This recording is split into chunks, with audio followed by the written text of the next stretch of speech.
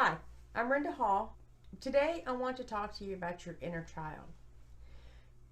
We were all once children, and we still have that child living within us. But most adults are quite unaware of this. And this lack of consciousness related to our own inner child is precisely where many of our behavioral, emotional, and relationship difficulties stem from. Everybody has an inner child. Our inner child represents the childlike capacity for innocence, wonder, awe, joy, sensitivity, and playfulness. But it also holds our accumulated hurts, traumas, fears, and angers.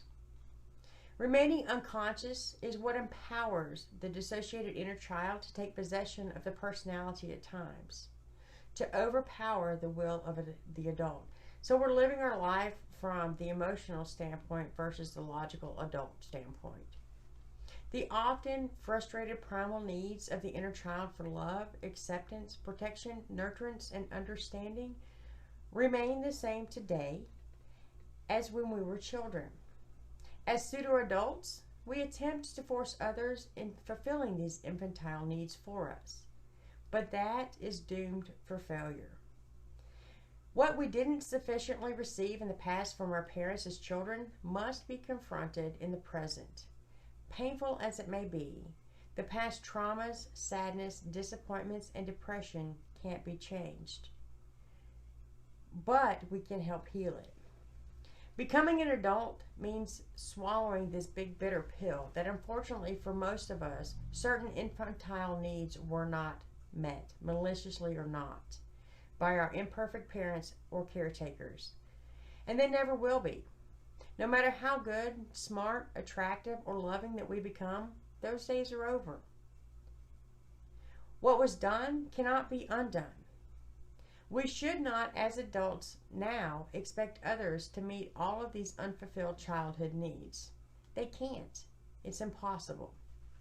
Authentic adulthood requires both accepting the painful past and the primary responsibility for taking care of your own inner child's needs, for being a good enough parent to him or her now and in the future. So, how do we become aware of and meet our inner child? Well, first, one has to become aware that the inner child even exists. We need to learn to take our inner child seriously and to consciously communicate with that little girl or little boy within. To listen to how he or she feels and to what he or she needs from us here and now. It's very important to start awakening to the truth that there is nothing inherently wrong with our being. It is our relationship with ourself and with life that is dysfunctional. And that relationship was formed early in childhood. We have to become aware that we have the power to change the relationship with ourselves. We also have to become aware that we were programmed with false beliefs about the purpose and nature of life early in our childhood, and that we can change that programming. We also need to become aware that we have emotional wounds from childhood, and that it is possible to get in touch with and heal enough to stop them from dictating how we are living our lives today. The purpose of inner child healing is to stop letting our experiences of the past dictate how we respond to life today. And this cannot be done without revisiting your childhood. It's imperative that we create a new level of consciousness for ourselves that allows us to observe ourselves in a loving way. It is vitally important to start observing ourselves, our reactions, our feelings, our thoughts, from detached witness place that is not shaming. The emotional, dishonest environments that we were raised in taught us that it was not okay to feel our emotions, or that only certain emotions were okay. So we had to learn ways to control our emotions in order to survive. We learned to relate to ourselves and all the parts of ourselves and life from a critical place of believing that something was inherently wrong with us, and in fear that we would be punished if we didn't do life, quote unquote, right. We adapted the same tools that were used on us: guilt, shame, and fear. And this is where the critical parent was born. The critical parent was our voice that developed. It was a voice that was developed to try to control our emotions, because we got the message that there was something wrong with us and that our survival would be threatened if we did, said, or felt the wrong things. Whatever we are doing or not doing, the internal critic can always find something to beat us up with. It's like, for example, I had a list of things to do today, a list of 10 things to do today. I got 9 out of the 10 done. The inner critic doesn't want to give me credit for getting the 9 things done, but wants to beat me up instead for the one thing that I didn't get done. Whenever life gets too good, we get uncomfortable, and the inner critic jumps right in with fear and shaming messages. The critical parent voice keeps us from relaxing, enjoying life, and loving ourselves. It is vital to start learning how not to give power to that critical, shaming voice. We need to start observing ourselves with compassion. This is almost impossible at the beginning of your inner child healing work. But have compassion for yourself by loving yourself. And I know that this is the hardest thing to do. So we need to start observing ourselves from at least a more neutral perspective. We need to start observing ourselves and asking ourselves, where did that reaction come from? Where did that thought come from? Why am I feeling this way? What does this remind me of from my past? How old do I feel right now? And how old did I react when this happened?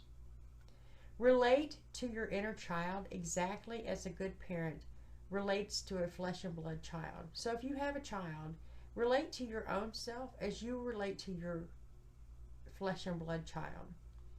By providing discipline, limits, boundaries, and structure. These, along with support, nurturance, and acceptance, which are all elements of a loving and caring parent living with your flesh and blood child. By initiating and maintaining an ongoing dialogue between the two, a reconciliation between the inner child and the mature adult can be reached. A new, mutually beneficial, cooperative, symbolic relationship can be created, in which sometimes conflicting needs of both the adult self and the inner child can be creatively satisfied. Learning to have internal boundaries is a dynamic process that involves 3 distinctively different but immensely interconnected spheres of work. The purpose of the work is to change our ego programming, to change our relationship with ourselves by changing our emotional and behavioral defense system into something that works to open us up to receive love instead of sabotaging ourselves because of our deep belief that we don't deserve love. The first boundary that we need to start setting internally is with the wounded, dysfunctional program part of ourselves. You need to start saying no to the inner voices that are shaming and judgmental. The disease from a black and white, right and wrong kind of thinking. It speaks in absolutes. You always screw up. You never will be a success. These are lies.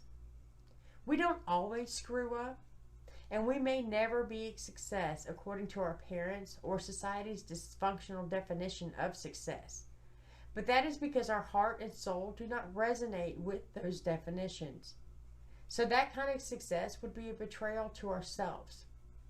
We need to consciously change our definition so that we can stop judging ourselves against someone else's screwed up value system.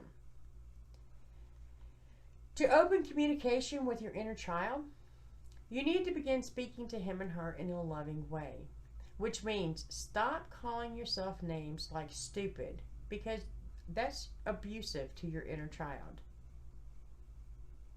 Do non-dominant hand writing, painting, and drawing, because this opens up a different part of your brain and allows your inner child to be creative. Also, listen to music, make collages, take your inner child to this toy store. Anything that allows your inner child to come out to play. At first, your inner child probably won't trust you, and for good reason. Eventually, you'll start building some trust. If you treat yourself with 1/10 of the compassion that you would an abused puppy who came into your care, you will be loving yourself much more.